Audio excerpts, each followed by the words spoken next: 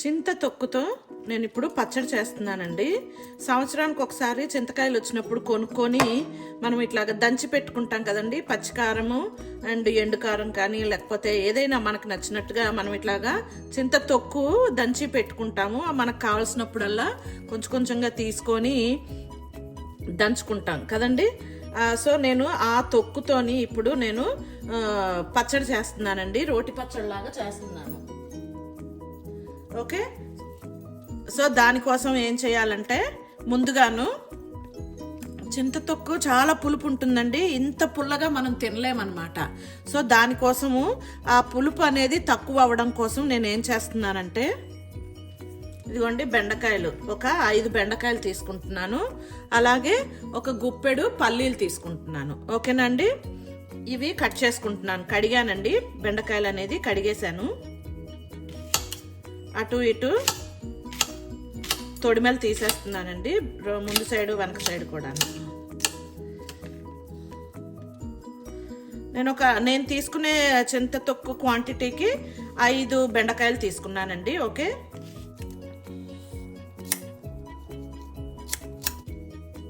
So ఇవి cut చేసుకోవడానికి ముందే పొయ్యి వెలిగించి పొయ్యి మీద ఆయిల్ పెట్టుకున్నానండి. ఆయిల్ వేడవుతూ ఉంటుంది, ఎందుకంటే ఈ బెండకాయలు నేను ఫ్రై చేసుకోవాలి. ఓకేనా,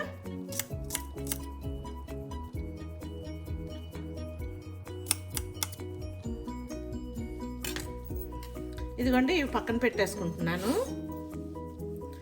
అలాగే ఒక గిన్నెలో నీళ్లు తీసుకొని వంకాయలండి, ఒక 2 వంకాయలు కూడా వేస్తున్నాను. ఓకే, ఇప్పుడు ఈ వంకాయలు కూడా కట్ చేసుకుందాం. ఇంకా ఆయిల్ వేడవుతోందండి,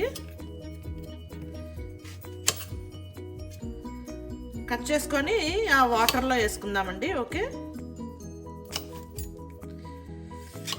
ఏ సైజ్ అయినా కట్ చేసేసుకోవచ్చండి. దీనికి ఏమి ఈ సైజే కట్ చేయాలని ఏం లేదు, ఎందుకంటే అవి ఉడికిపోయాక మళ్ళీ మిక్సీకి వేస్తాం కదా, అందుకని ఎనీ సైజ్ కట్ చేసుకోవచ్చు.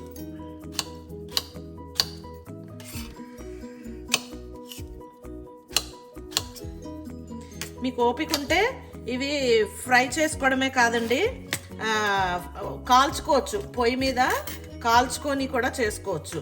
అదొక డిఫరెంట్ టేస్ట్ ఉంటుంది. ఆ కాలిన వాసన అంతా చాలా బాగుంటుంది. వంకాయ కాలిన వాసన వస్తుంది కదండి, కాల్చినప్పుడు మాడిన వాసన అట్లాగా చాలా బాగుంటుంది.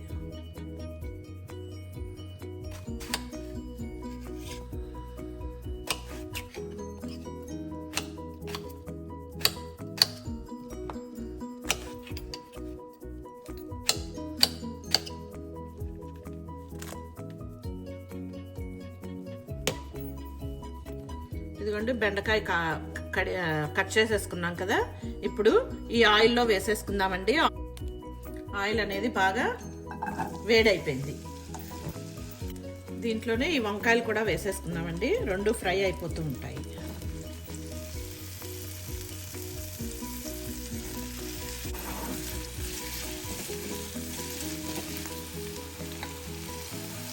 అండ్ పల్లీలు కూడా వేసేసుకోవచ్చండి, కానీ నేను పల్లీలు వేయించుకొని పెట్టుకుంటాను కదా, నేను అవి వాడుతున్నాను అనమాట.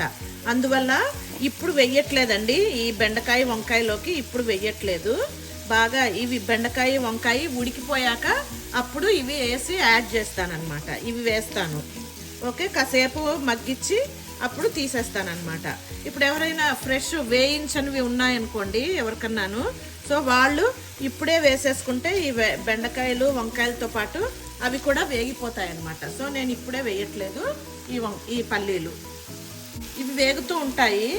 ఈ లోపల మనకు కావలసినంత చింతకాయ, ఇది ఫ్రిడ్జ్లో పెట్టుకొని ఉంటాం కదండి, చల్లగా ఉంటుంది. సో అందుకని మనకు కావాల్సినంత చింతకాయ పచ్చడి తొక్కు తీసుకొని మిక్సీ జార్లో వేసేసి రెడీగా ఉంచుకుందామండి. ఇదిగోండి నేను ఆ మాత్రం తీసుకుంటున్నాను, పక్కన పెట్టేసుకుంటున్నాను. ఇప్పుడు మళ్ళీను క్యారెట్ అండి, క్యారెట్ తీసుకున్నాను. తీసుకొని 2 సైడ్లు దీనికి కూడా ఇలా తొడిమెలు తీసేస్తున్నానండి. తీసేసి చెక్కు తీసేస్తున్నానండి.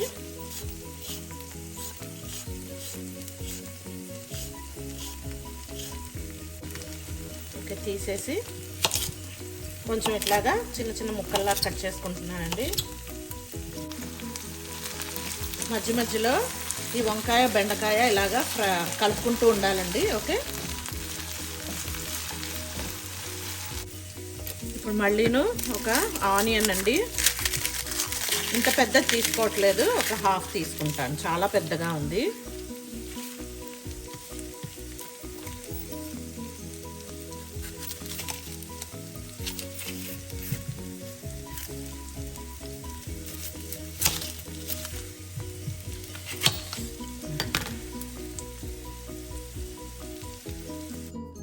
సగం ఆనియన్ తీసుకొని తొక్క తీసి రెడీగా ఉంచుకుంటున్నాను. ఓకేనండి.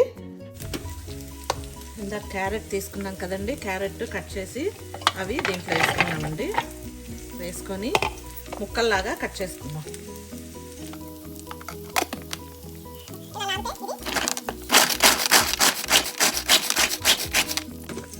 ఇవ్వండి, ముక్కలు అవుతుంది, ఇంకా చేస్తూ ఉంటే అవుతూ ఉంటుంది.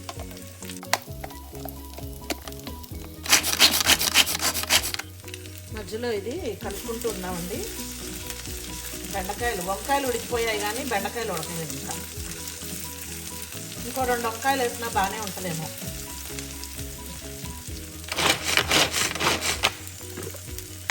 చూడండి, ఇలాగా ఇంకొంచెం ముక్కలు అయిపోతే బాగుంటుంది. అయ్యో, ఇది ఊడి వచ్చేసింది.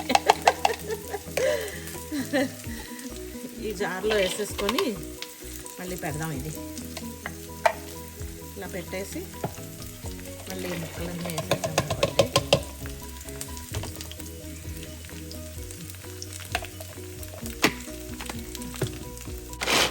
ఇది చాలా బాగా పనిచేస్తుందండి. నేను ఇక్కడ మేసిస్లో కొన్నాను, చాలా బాగుంది. ఇది చాలా ఫాస్ట్గా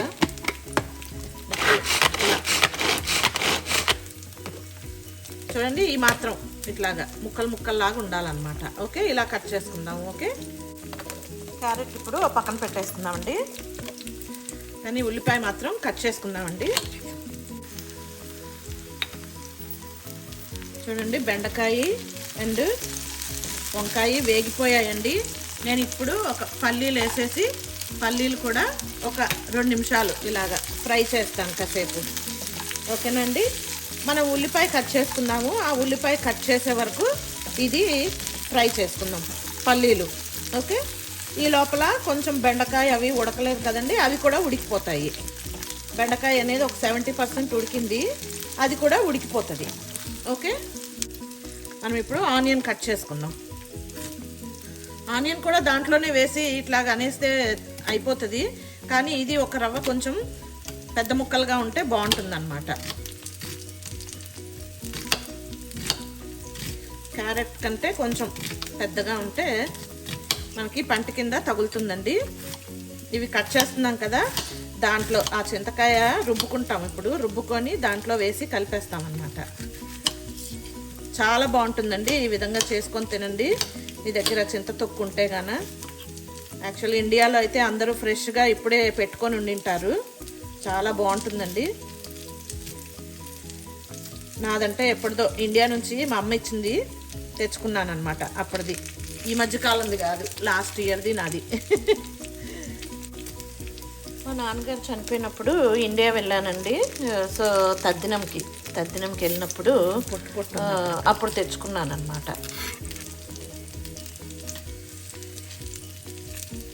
దీంట్లోకి పైన ఇవన్నీ ముక్కలు పచ్చివేనండి, ఫ్రై చెయ్యక్కర్లేదు. ఆనియన్ కానీ క్యారెట్ కానీ, ఇంకా మీకు కావాలనుకుంటే ముల్లంగి దుంపలు ఉంటాయి కదండి, వైట్వి, అవి కూడా వేసుకోవచ్చు. చాలా బాగుంటాయి అవి కూడాను, అది కూడా వేసుకుంటే.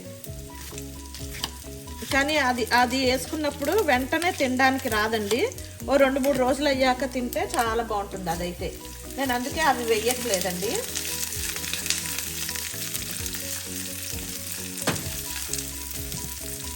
పల్లీలు బెండకాయ అవి ఫ్రై చేస్తున్నాను కదండి, అది స్టవ్ ఆఫ్ చేసానండి. బాగా వేగిపోయాయి. ఈ లోపల చల్లగా అవుతుంది, మనం మిక్సీకి వేసుకోవాలి కదా.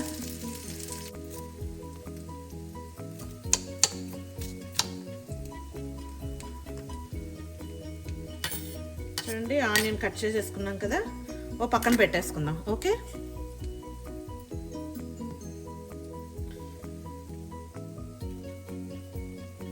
ఈ స్టెయిన్లెస్ స్టీల్ కటింగ్ బోర్డు వల్ల ఎంత బాగుందోనండి. ఇలాగ ఓ పక్కన జరిపేస్తున్నా, దాంట్లోనే ఓ పక్కన జరిపేశాను అంతే. మామూలు కటింగ్ బోర్డు అనుకోండి, అటు ఇటు ఒక ప్లేట్లో పెట్టుకోవాలి, అంతా అలా ఉంటుంది అనమాట. ఇదైతే అలా పక్కకు జరిపేస్తే అయిపోయింది. ఇప్పుడు ఈ చింతతొక్కు ఉంది కదండి, దీంట్లోకి మనము ఈ వేగిన బెండకాయ పల్లీలు అన్నీ వేసేద్దామండి. ఇంకా దీనికి ఉప్పు కూడా వేయక్కర్లేదండి, ఎందుకంటే చింతతొక్కు దంచుకునేటప్పుడు వేసింటాం కదా, సో అందువల్ల ఇప్పుడు వేయక్కర్లేదన్నమాట. ఓకేనా, చింతతొక్కు దంచుకునేటప్పుడు ఉప్పు వేస్తాము, పసుపు వేస్తాము, అన్నీ వేస్తాం కదండి. మీకు అవసరమైతే ఒక గార్లిక్ వేసుకోవచ్చండి, పొట్టు తీసేసి ఈ టైంలో వేసుకోవచ్చు. ఈ జార్లో ఉన్న బెండకాయలు వంకాయలు చల్లగా అవ్వలేదండి, చల్లగా అవ్వడం కోసం పక్కన పెడుతున్నాను. ఇప్పుడు చూడండి, ఇదిగో మళ్ళీ పెన్నం పెట్టుకున్నానండి, పెట్టుకొని ఆయిల్ వేస్తున్నానండి. కొంచెం ఆయిల్ ఎక్కువ వేసుకోండి, ఇది తిరువాతకి. ఓకే, ఇప్పుడు బెండకాయ వంకాయ వేపిన ప్యానే తీసుకున్నానండి. ఓకే, దీంట్లోకి ఇప్పుడు ఆవాలండి, జీలకర్ర, మినపప్పు వేసుకొని ఇంగువ అండి బాగా ఫ్రై చేసుకోవాలి. వేగిపోయిందండి పోపు అనేది, స్టవ్ ఆఫ్ చేస్తున్నాను. మళ్ళీ ఆ వేడికి కూడా కాస్త వేగుతుంది కదా. ఇప్పుడు ఈ మిక్సీ జార్లో వేసుకున్నాం కదా చింతకాయ, బెండకాయ, వంకాయ, పల్లీలు, అది మిక్సీ పట్టుకుందామండి మెత్తగాను. మీకు అవసరమైతే కొంచెం వాటర్ కూడా వేసుకోవచ్చు. ఓకేనా, ఇప్పుడు మిక్సీకి వేస్తాను. ఇదిగోండి మిక్సీకి వేసేసానండి, మెత్తగాను అన్నీ బ్లెండ్ అయిపోయాయి. ఇప్పుడు ఇదంతా ఒక బౌల్కి తీసుకుందామండి. చూడండి, ఇప్పుడు మనము ఇందాక కట్ చేసుకున్న ఈ క్యారెట్లు వేసేద్దామండి. చూసేసుకోండి, ఒకవేళ ఎక్కువ అవుతుందేమో చూసేసుకోండి. కొన్ని ఆపేస్తున్నానండి, మళ్ళీ చూసి వేస్తాను. ఉల్లిపాయ మాత్రం అంతా వేసేస్తున్నానండి, ఉల్లిపాయ పడుతుంది. ఓకే, వేసి బాగా కలిపేద్దామండి. అంతా క్యారెట్ చింతకాయ పచ్చడి అంతా బాగా కలిసిపోవాలి, బ్లెండ్ అయిపోవాలి. మెత్తగా కాదు, జస్ట్ కలిపేయాలి అంతా.